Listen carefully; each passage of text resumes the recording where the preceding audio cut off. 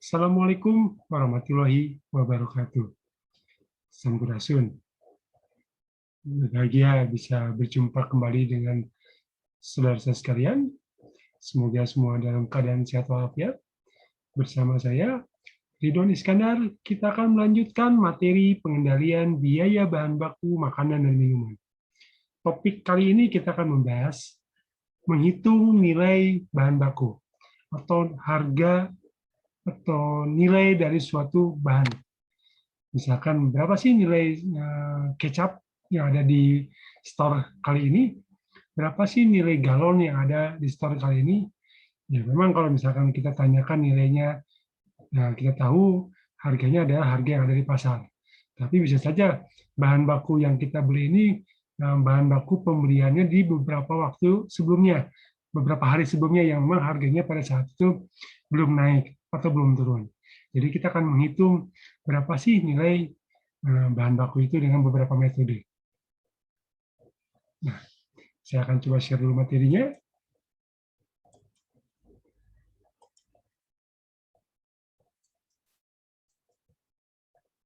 Jadi setiap bahan baku yang ada di store atau di gudang perlu dihitung baik jumlahnya dan nilai rupiahnya dari setiap item.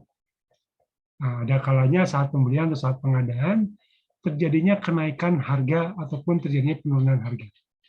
Hal ini menjadi tanggung jawab seorang storekeeper untuk mendata dan melaporkan berapa jumlah dari suatu bahan baku dan nilai persediaannya. Sehingga kita ketahui berapa aset yang hotel miliki atau yang dimiliki oleh satu restoran pada periode berjalan. Nah, ini kita akan coba menghitung dengan beberapa metode berapa nilai daripada aset perusahaan ini. Nah, berdasarkan beberapa teori atau beberapa referensi, cara menghitung metode nilai persediaan ini ada beberapa cara. Yang pertama adalah metodenya dari harga pembelian aktual. Jadi berdasarkan harga pembelian pada saat itu. Yang kedua adalah berdasarkan metode masuk pertama keluar, masuk pertama keluar pertama. Itu kita kenal dengan istilah FIFO. Yang ketiga adalah metode rata-rata tertimbang. Jadi nilai dari rata-rata harga pembelian sebelumnya dan pembelian yang terbaru. Yang terakhir adalah metode harga beli terakhir, dihitung berdasarkan harga pembelian terakhir. Jadi ada 4 metode. Harga pembelian aktual, harga pertama, masuk pertama, keluar pertama, metode harga tertimbang, dan metode harga beli terakhir. Kita ilustrasikan menghitung nilai suatu persediaan bahan baku, yaitu contohnya bahan baku hitung nilai persediaan daging ayam dengan metode pertama, yaitu harga pembelian aktual. Diketahui tadi berdasarkan data openingnya ada 50 kilo, karena ini bicara tanggal 1 Maret, berarti closing tanggal 28 Maret. Jadi data closing tanggal 28 Maret atau opening tanggal 1 Maret adalah 50 kilo persediaannya. Dengan nilai 33.850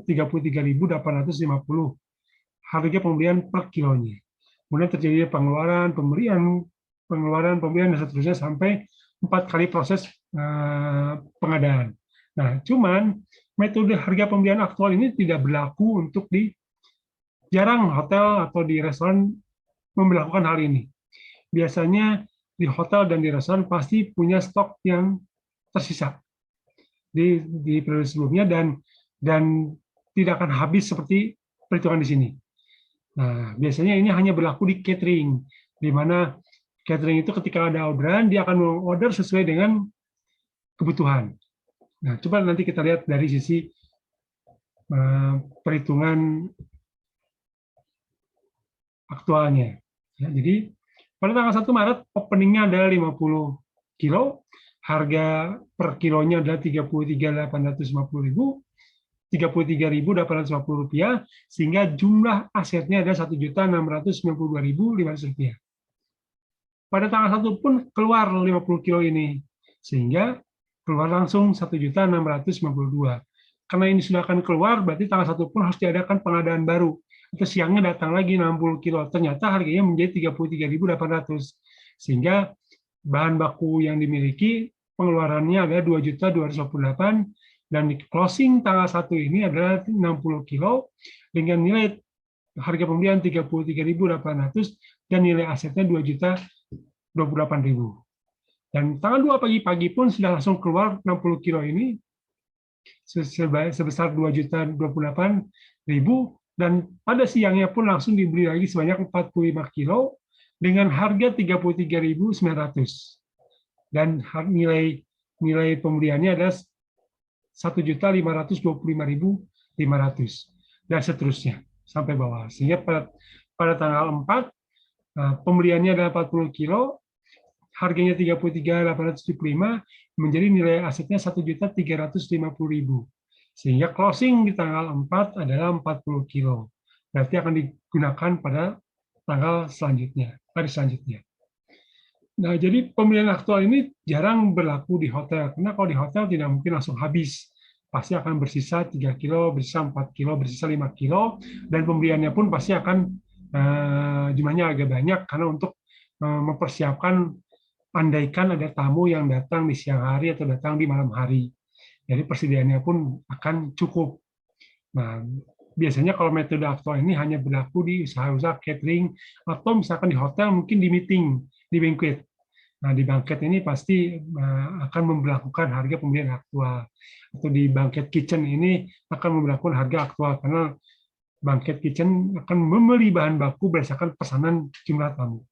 Lain dengan coffee shop, lain dengan restoran, pasti dia belinya tidak menggunakan metode harga pembelian aktual. Nah, bagaimana dengan di hotel dan di restoran? Nah, hotel dan restoran pasti akan menggunakan metode yang namanya metode masuk pertama, keluar pertama atau FIFO. Hampir sama metodenya tadi. Nah, cuman saya di sini merubah dari tanggal penggunaan, opening tanggal 1, pembelian tanggal 4, ada penggunaan tanggal 7, tanggal 13 pembelian lagi, dan seterusnya. Karena memang siklus di hotel akan seperti ini. Setelah habis, perlu di-order lagi. Nanti kita lihat ilustrasinya. Nah, ini. Tanggal 1 opening 50 kilo 33.850 hampir sama ya tadi dengan metode pembelian aktual 1.692.500. Sama openingnya pun tanggal 4 masih sama.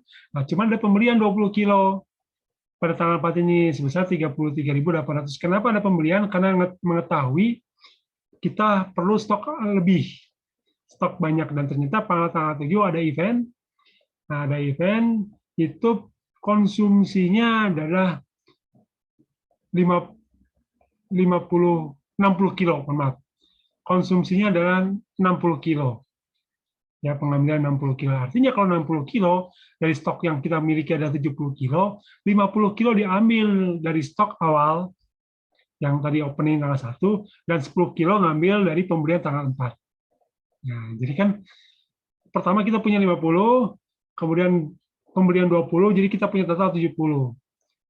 Nah, ketika ada pengambilan sebanyak 60, diambil 50 dari yang pembelian dari opening yang pertama, yang harganya 33.850, dan ngambil 10 kilo dari harga 33.800. Nah, inilah kalau kita bicara FIFO. Nah, kemudian tanggal 13, beli lagi 50 kilo. Jadi totalnya adalah 60 kilo, tapi dengan nilai 10 kilo 33.800, pembeliannya 50 kilo 33.900. Sehingga ketika tanggal 19 ada pengambilan sebesar 40 kilo, diambil 10 kilo dari 33.800 atau sisa dari tanggal 13, dan pembelian dari tanggal 13 sebesar 30 kilo 33.900, sehingga saldo akhirnya ada 20 kilo dengan 33.900. Seperti itu. Jadi diambil dari saldo sebelumnya dulu, habiskan dulu saldo sebelumnya, baru ngambil dari saldo pembelian yang terakhir. Nah, itulah FIFO.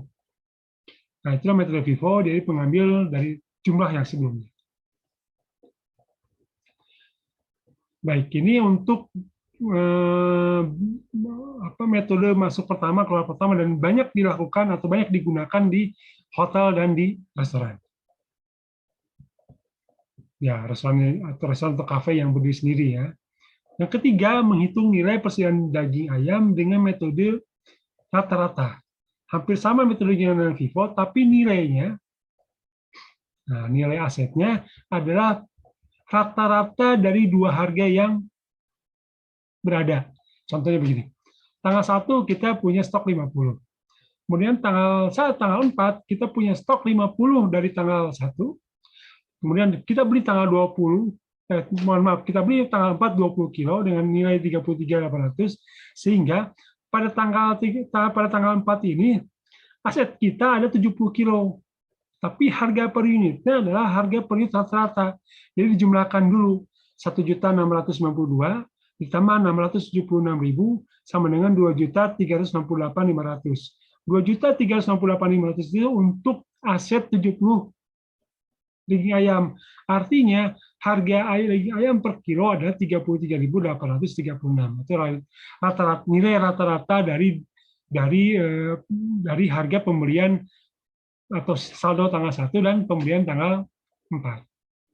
Nah, ketika tanggal 7 keluar 60 kilo, kita tidak gunakan harga yang tanggal 1 dan kita tidak gunakan harga tanggal 5, tapi harga rata-rata, yaitu 33.836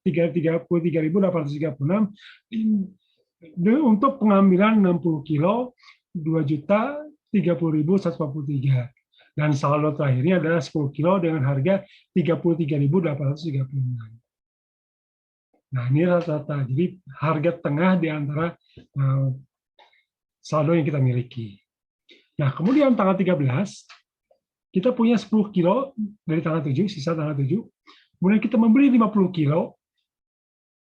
Nah, pada tanggal 13 ini harga pembeliannya 33.000 per kilonya, sehingga kita akan cari lagi harga tengahnya.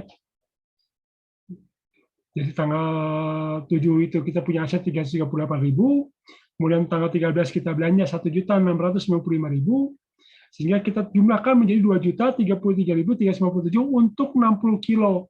Artinya per kilonya ada 33.889 dan seterusnya. Nah, inilah rata-rata harga tertimbang. Jadi menjumlahkan dulu nilai kuantitinya, baru dibagi dengan jumlah nilai rupiahnya. Nah, ini rata-rata tertimbang. Nah, selanjutnya,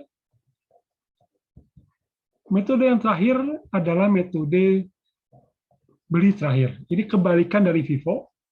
Kebalikan dari FIFO, kalau tadi FIFO adalah harga awal dan harga pembelian terbaru, yang dipakai adalah harga pembelian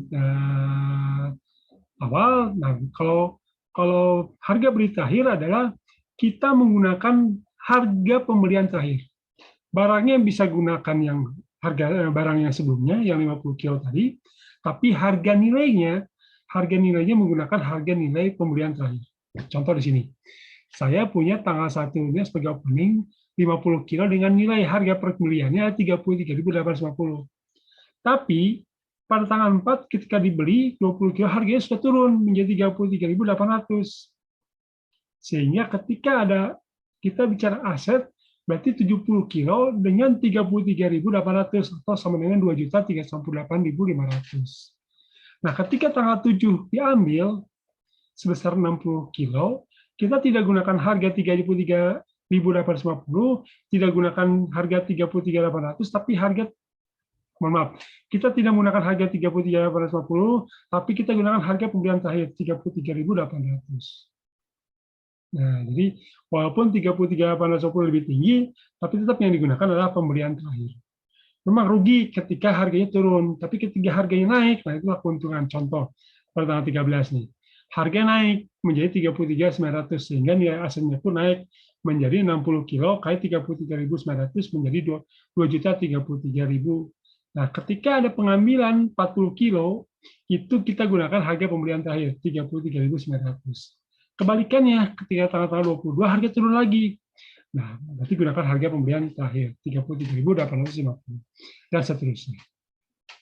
Nah, inilah 4 metode menghitung nilai persediaan bahan baku di gudang. Jadi kita akan hitung satu persatu setiap bahan baku dengan nilai yang fluktuatif. Oke, nah jadi Itulah penjelasan yang ingin saya sampaikan. Semoga penjelasan ini cukup jelas. Saya rasa demikianlah materi yang saya sampaikan. Hatur nuhun. Wassalamualaikum warahmatullahi wabarakatuh.